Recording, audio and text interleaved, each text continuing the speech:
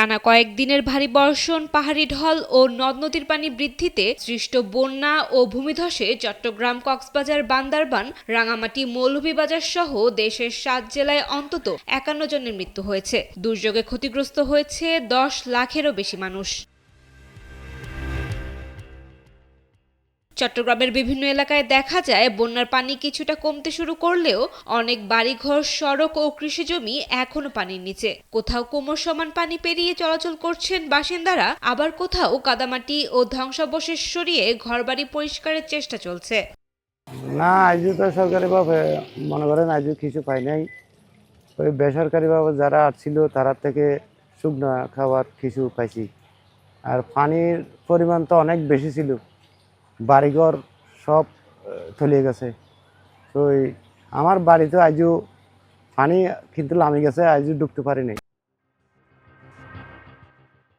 স্থানীয় বাসিন্দারা জানান, এখন পর্যন্ত সরকারি কোনো সহায়তা পাননি, কেবল বেসরকারি সংস্থার কাছ থেকে শুকনো খাবার পেয়েছেন। পুকুরে মাছ ছিল, বাড়িতে এখন গরু আছে, গরু রাখানা থানা দিতে পারে ওইখানে নষ্ট হয়ে গই। তারপরে বরিগাল দিন আছে, পানি উড়ে গেলে এতর মধ্যে কেউ গিয়ে না কেউ নষ্ট হয়ে গই। তারপরে ওই আজ মৌসুম করছিলাম প্রায় ১.৫ হানি মতো, এই ২২-২৩ ঘন্টা মতো, এগুলো নষ্ট হয়ে গই।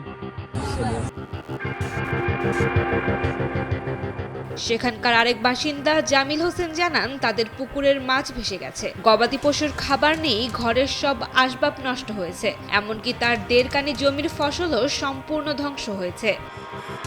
গরু ছাগল এখানে ওখানটায় আশ্রয় নিয়েছিল, তারপরে পানি কমার সাথে ওরা নিয়ে গেছে। আর আমাদের দেওয়াল পড়ে গেছে, ঘরে পানি ঢুকছে, খাটের উপর তারা মানে কি গাছ টাছ দিয়ে তাত্তা দিয়ে তারা চলাফেরা করতেছে। আর এখানে কিছু কিছু ত্রাণ আসে, প্যাকেট করে মানুষের পাশে দিচ্ছে। দুর্যোগ ব্যবস্থাপনা ও ত্রাণ মন্ত্রণালয়ের তথ্য মতে গত কয়েকদিনের বৃষ্টিতে ৫৯টি উপজেলা বন্যায় আক্রান্ত হয়েছে। ১,০০০-এরও বেশি আশ্রয় কেন্দ্রে ৩৮,০০০-এরও বেশি মানুষ অবস্থান করছেন। ক্ষতিগ্রস্ত এলাকায় উদ্ধার ও ত্রাণ কার্যক্রম অব্যাহত রয়েছে।